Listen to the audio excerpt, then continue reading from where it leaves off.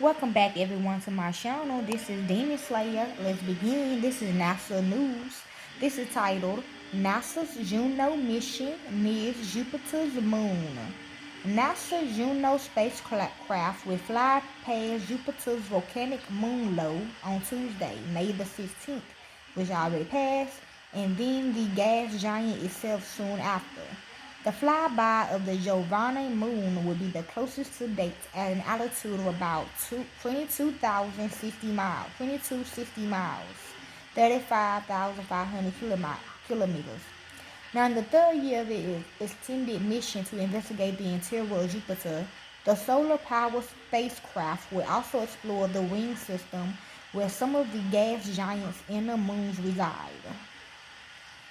To date, Juno has performed 50 flybys of Jupiter and also collected data during close encounters with three of the four Galilean moons, the icy walls Europa and Ganymede and fiery Io.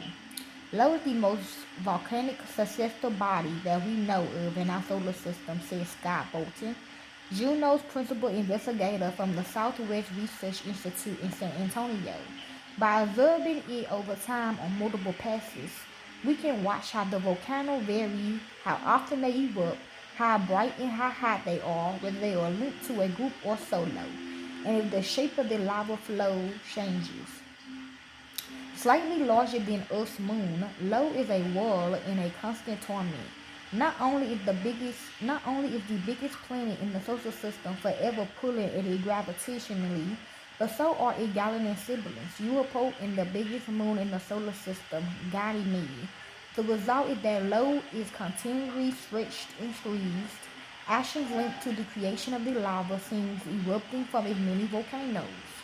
While Juno was designed to study Jupiter, its many sensors had additionally provided a wealth of data on the planet's moon.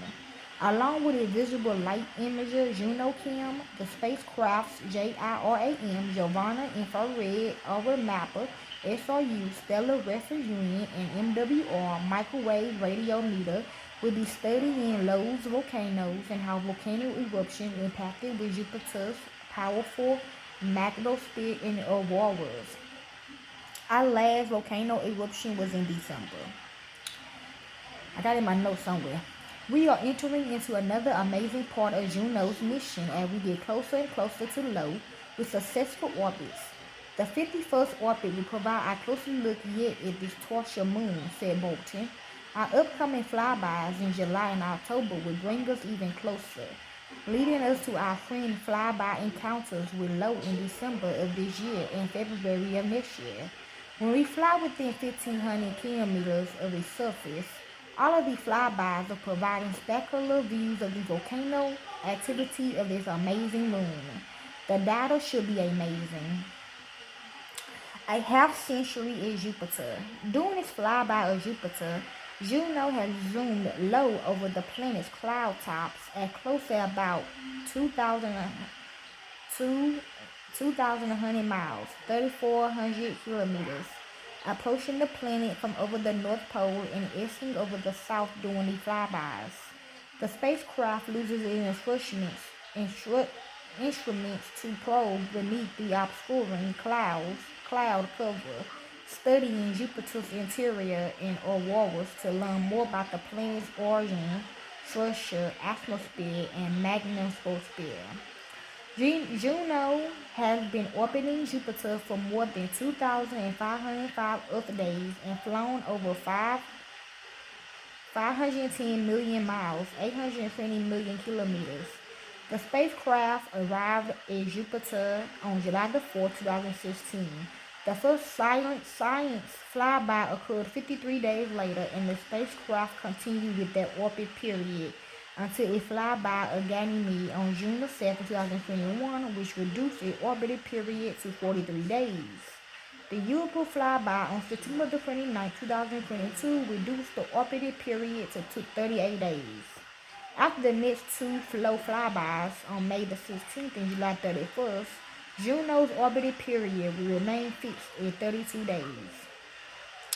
Io is only one of the successful bodies which continue to come under Juno's microscope during its intended mission, says Juno's acting project manager.